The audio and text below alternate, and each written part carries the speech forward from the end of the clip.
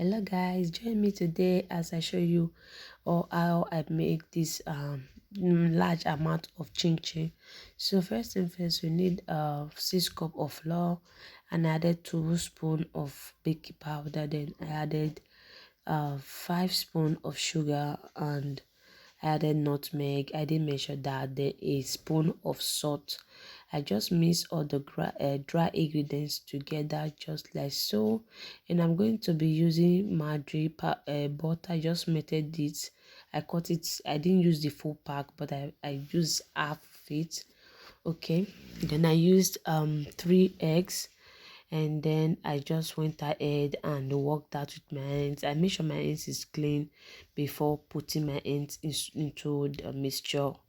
So after doing that, I'm going to go ahead and just mix that with my hand. After doing that, I'm going to add my butter into it just like so, and I'm going to go ahead. I melted the butter for 30 seconds. That is why I still have this strong consistency.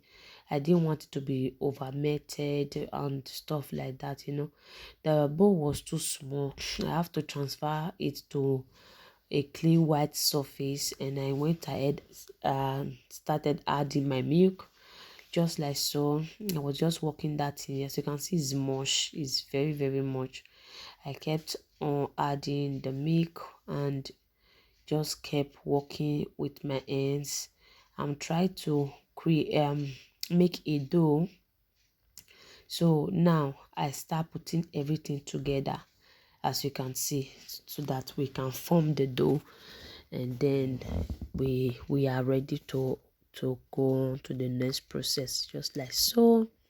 We were almost there. At this point, I think I did add milk again. I just went ahead just like so and keep on uh working with the dough and make sure that the dough is very smooth and all of that just like so. As you can see, I was just putting together those ones left aside. I put everything because nothing was going to waste, trust me.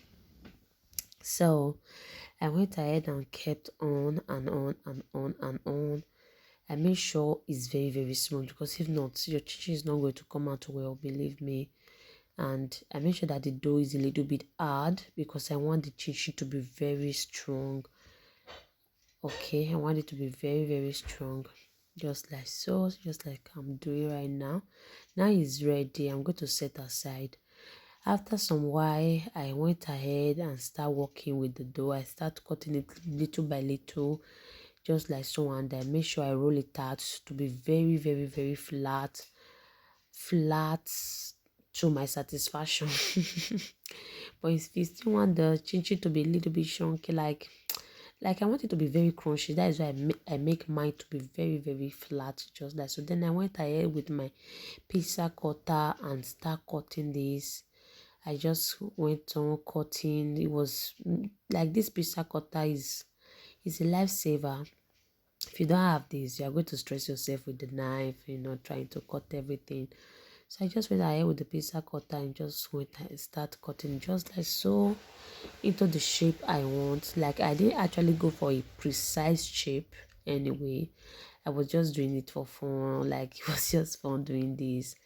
And anyone that I felt that it was too big, I recut it again and again, just like so. Then we went ahead to heat up our hot oil. Then I added the chin chin, and yeah, I didn't know that when I added the chin chin, I didn't start recording.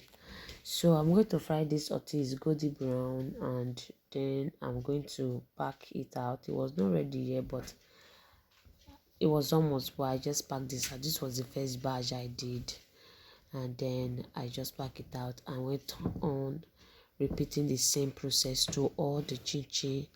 And after that, our chin chin was ready. Okay, so you're going to tell me if you're going to eat or pass, or how do you like your chin chin. Do not worry, just add it and it's going to split up on its own while it's frying. So after we repeated this method, this was the final look of the chin chin, and it was so yummy. It was not too sugary or whatever. And if you know you enjoyed this video, please do not forget to like, share and subscribe. See you in my next video. Bye. Peace.